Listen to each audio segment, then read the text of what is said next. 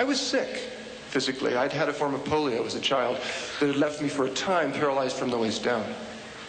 I'd had some fairly substantial health problems when I was growing up. And this led me to be very, very interested in how I could regain my health. I explored and experimented with different diets. And I began to look at what most of us eat in this culture. And I began to wonder what impact that has on our health. Heart attacks, certain cancers, osteoporosis, diabetes. The major diseases of our society may be caused in part by what we eat. One of the physicians who helped me to understand why is Dr. Michael Clapper. I first woke up, so to speak, when I was working on the anesthesia service, learning how to put people to sleep. And I was seeing my patients for the next day's surgery for coronary artery bypass surgery in order to bypass clogged arteries in their heart. Because it was late at night, I drew the man's blood test, and when I took the blood to the laboratory and had it processed, I couldn't believe my eyes.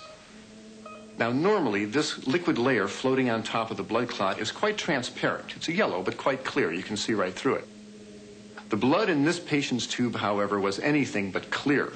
The serum floating on his clot was thick and greasy white. It looked like glue. In fact, it stuck to the sides of the blood tube when I shook the tube. I went back to the patient. I said, Mr. Phillips, did you eat before you came to the hospital tonight? He said, yes. I said, what did you have? He said, I had a cheeseburger and a milkshake.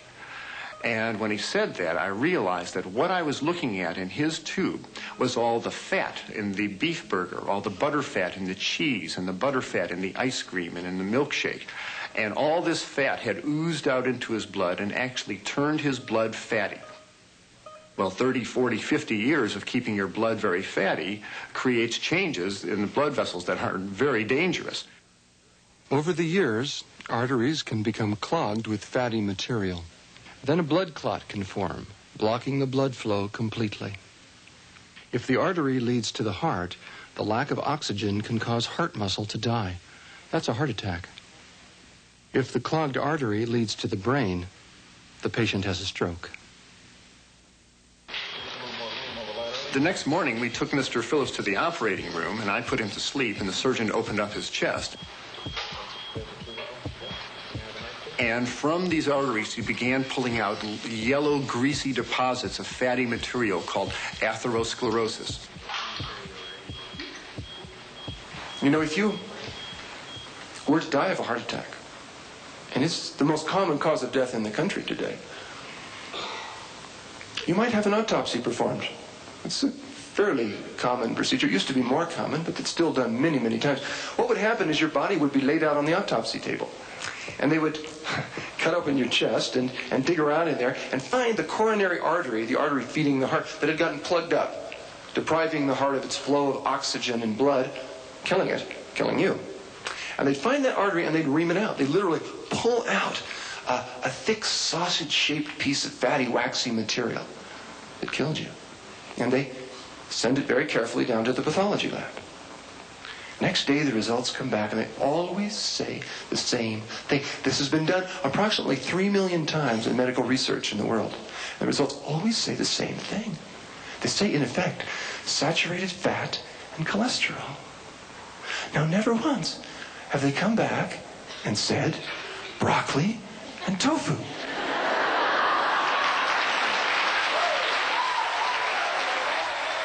When I saw all the fat in that patient's blood, I began to think about my own blood. I had done most of my growing up on a dairy farm in Wisconsin, and I was eating large amounts of meats and cheese, and I realized that I, too, had a risk rate of 50% for clogging up my arteries and causing a heart attack or stroke. A high-fat diet is also among the factors suspected in certain types of cancer. Dr. John McDougall. Well, the first clue that we got on breast cancer and diet was when people looked around the world and they found in different countries they had different rates of breast cancer. For example, in Japan, the risk of breast cancer among their women is very low, whereas in the United States it's many, many times higher. In fact, about 6 times as high. In countries where people eat less fat, the rates for breast cancer are low.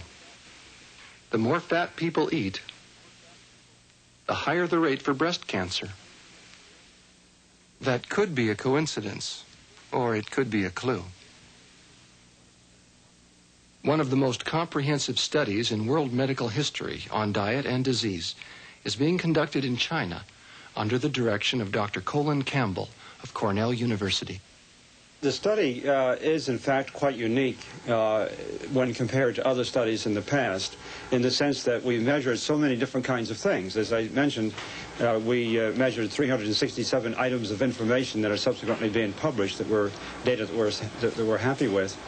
And so in that sense, it's perhaps one of the largest studies that has ever been conducted on the causes of disease. And so it was an ideal opportunity to go to China to have a look at what people are doing in these different regions that are so unique to cause them to get cancers in some places and not in others. And so this survey, which was, of course, very large, it included a total of 100 adults in each of the 65 counties, or a total of 6,500 people. T. Colin Campbell did a very important study that really captured everybody's attention.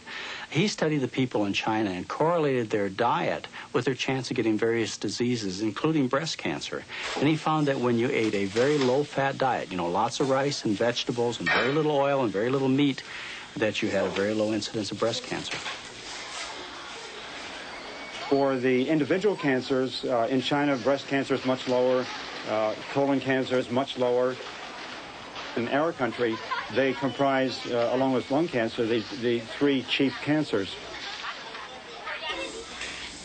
To discover the reasons for low cancer rates, Dr. Campbell's researchers collected hundreds of items of information from each person.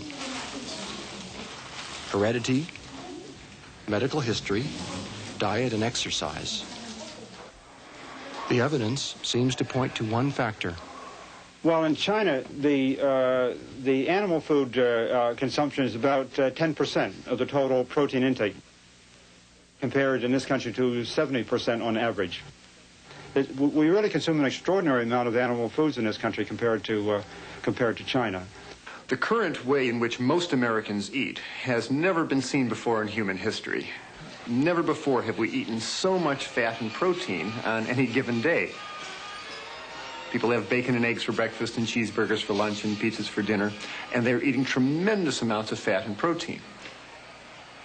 And the message is very clear. If you want to reduce your risk of cancer, you eat less meat, less dairy, less fat in general, including vegetable fats, and you eat more whole grains, fruits, and vegetables. One theory suggests how a diet high in fat could contribute to certain cancers. Eating more fat appears to create higher levels of the female hormone estrogen in the bloodstream. Estrogen promotes the growth of breast and uterus tissue, and this may set the stage for cancer. In men, eating more fat may produce higher levels of the male hormone testosterone, possibly setting the stage for cancer of the prostate gland. I think this new information, at least from my perspective, suggests that what we really ought to be doing is consuming less of all animal foods and trying to make up as much of our diet in form of plant foods as possible. No one has to become vegetarian to reduce their risk of cancer, but every time one substitutes spaghetti for steak, they're taking a major step towards reducing the possibility of developing that disease.